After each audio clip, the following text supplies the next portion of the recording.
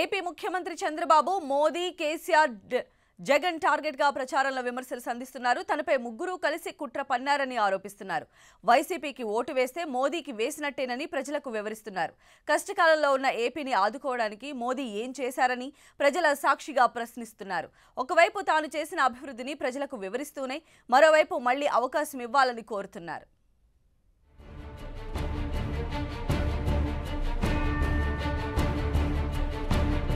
ప్రచారంలో దూకుడు పెంచారు ఏపీ సీఎం చంద్రబాబు నాయుడు. 5 ఏళ్లలో ప్రవేశపెట్టిన సంక్షేమ పథకాలు, ప్రభుత్వం చేసిన అభివృద్ధి పనులను వివరిస్తూనే విపక్షాలపై ఎదురు దాడి చేశారు.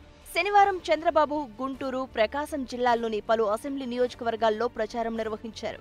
ఈ సందర్భంగా మాట్లాడిన ఆయన కేసీఆర్ కు జగన్ మద్దతు తప్పున్నర తప్పు అంటూ ఫైర్ అయ్యారు.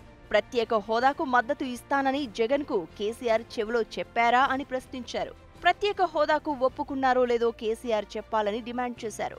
హోదాకు కేసీఆర్ ఒప్పుకుంటున్నట్టు జగన్ లెటర్ రాసి ఇస్తారా అని నిలదీశారు.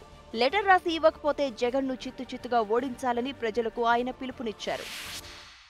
ఫెడరల్ ఫ్రంట్ లో ఈయన భాగస్వామి ఈయన అంటాడు, నాకు కేసీఆర్ చెప్పాడు ప్రత్యేక హోదా ఇస్తా అన్నాడు, నేను సపోర్ట్ చేసే తప్పేంటంటాడు ఈ కోడికత్తి పార్టీ. నేను చెప్తున్నా, తప్పు కాదు తప్పన్నారా? ప్రత్యేక హోదా ఇస్తానని చెవులో చెప్పాడా?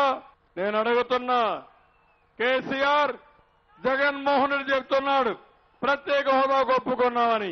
ఒప్పుకోనుంటే ఆ విషయం చెప్పు. జగన్మోహన్ రెడ్డి కేసీఆర్ ఒప్పుకున్నాడని చెప్తున్నావు, రాసి లెటర్ రాయమను, ప్రజలకు చెప్పండి. ప్రజలకు చెప్పకపోతే ఎన్నికల్లో చిత్తుగా ఓడించి భూస్థాపితం చేయాలి. నరేంద్ర మోదీ దేశానికి చాలా ప్రమాదమని చంద్రబాబు ఆరోపించారు. వైసీపీకి ఒక్క ఓటు వేసినా అది మోదీకే వెళ్తుందన్నారు. నరేంద్ర మోదీ ఏపీకి నమ్మక ద్రోహం చేశారని మండిపడ్డారు. టీడీపీ ఎంపీలు, ఎమ్మెల్యేలపై ఈడీ, ఐటీ దాడులు చేయిస్తున్నారని, ఏం తప్పు చేశామని మాపై దాడులు చేయిస్తున్నారో చెప్పాలని ప్రశ్నించారు.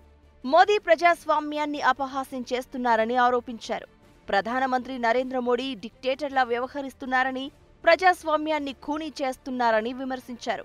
కరడుగట్టిన ఉగ్రవాదిలా మోడీ వ్యవహరిస్తున్నారని మండిపడ్డారు. వైసీపీలో ఉన్న దొంగల్ని బయట తిరగనివ్వనని, జైల్లో పెడతాను అని వార్నింగ్ ఇచ్చారు చంద్రబాబు. 95 ఎమ్మెల్యే అభ్యర్థులు, 12 మంది ఎంపీ అభ్యర్థులు నేరస్తులు ఉన్నారని విమర్శించారు. దొంగల ముఠా నాయకుడిపై 31 కేసులు ఉన్నాయని అన్నారు. ప్రజలకు సుపరిపాలన అందించడమే తన ధ్యేయమని చంద్రబాబు ప్రకటించారు. నరేంద్ర మోడీ మనం చెప్పినట్టున్నాడు, ఎన్నికల కమిషన్ ట్రాన్స్ఫర్ చేస్తున్నారు, మనం చెప్పేటన్ని అయిపోతున్నాయి.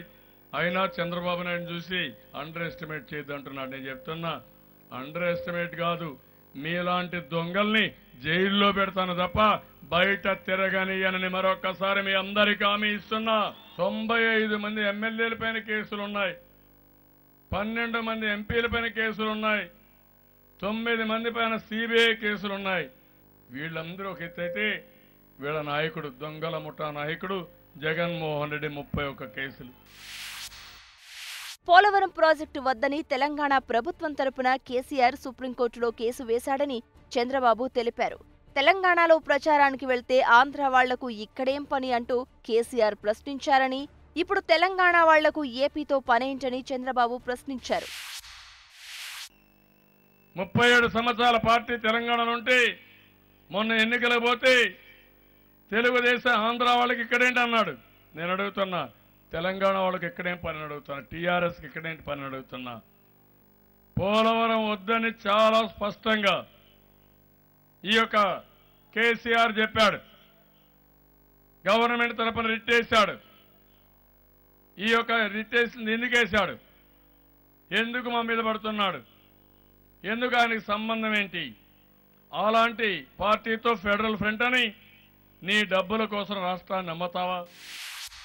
ఆడబిడ్డల కోసం ప్రతి ఏడాది పసుపు కుంకుమ కింద 10,000 రూపాయలు ఇస్తానని హామీ ఇచ్చారు చంద్రబాబు. 24,500 కోట్ల రూపాయలు రైతుల రుణాలను మాఫీ చేశామని తెలిపారు. అన్నదాత సుఖీభవ కింద రైతులకు 4,000 ఇచ్చామని, కౌలు రైతుకు అన్నదాత సుఖీభవ అమలు చేస్తామని హామీనిచ్చారు.